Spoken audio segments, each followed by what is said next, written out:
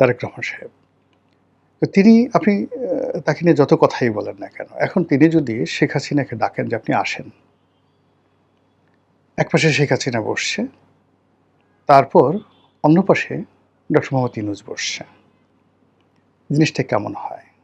তিনি যদি আবার সেই জেলখানা থেকে তিনি যান, জেলখানাতে গিয়ে হঠাৎ করে একদিন সেই আওয়ামী লীগের নেতাদের সঙ্গে দুপুরে লাঞ্চ করেন, জাসদের নেতাদের সঙ্গে ডিনার করেন, আর ওদের পরিবারে যারা লোকজনরা আছে তাদের সবাইকে নিয়মিত উপহার পাঠান। এই জিনিসগুলো করে যদি তারেক রহমান সাহেব করে এবং পত্রপত্রিকা আসে, উনি কয় ঘন্টা ক্ষমতায় থাকবেন? কিন্তু এই একই ঘটনা বঙ্গবন্ধু শেখ মুজিবুর রহমান ১৯৭২ সন থেকে মৃত্যুর পূর্বক্ষণ পর্যন্ত তিনি করে গেছেন। তার প্রবল বিরোধী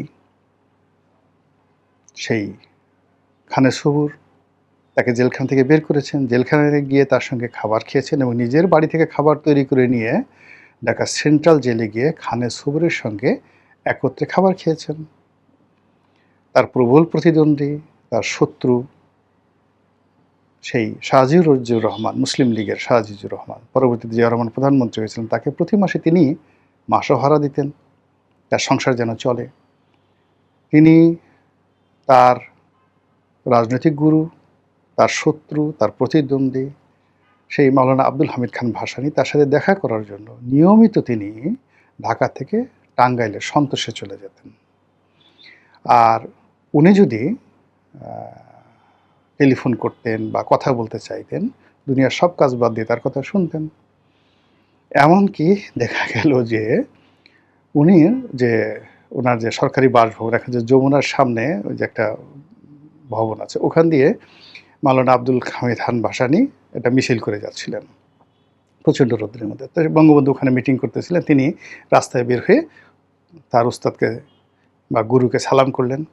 তাকে বললেন যে ঠিক আছে ওরা থাকুক, আপনি আসেন ভিতরে একটু জিরিয়ে বসে একটু রেস্ট নিয়ে তারপরে আপনি মিছিল করেন। সে না করতে পারল না, সে সেখানে গেলেন। যাওয়ার পরে সেই বাইরে হাজার হাজার নেতাকর্মী বসে আছে মাওলানা আব্দুল হামিদ খান ভাসানীর, আর সে বঙ্গবন্ধুর সঙ্গে বসে দুপুরের খাবার খাচ্ছেন। আর বঙ্গবন্ধু তাকে বড় বড় রুই মাছের মাথা ঠাতা ইত্যাদি সব খাওয়াইয়া সেগুলো আবার তার পরের দিন পত্রিকা ছাপিয়ে দিয়েছে। বিশাল রাজনৈতিক কেলেঙ্কারি। এই ছিল তার রাজনীতি।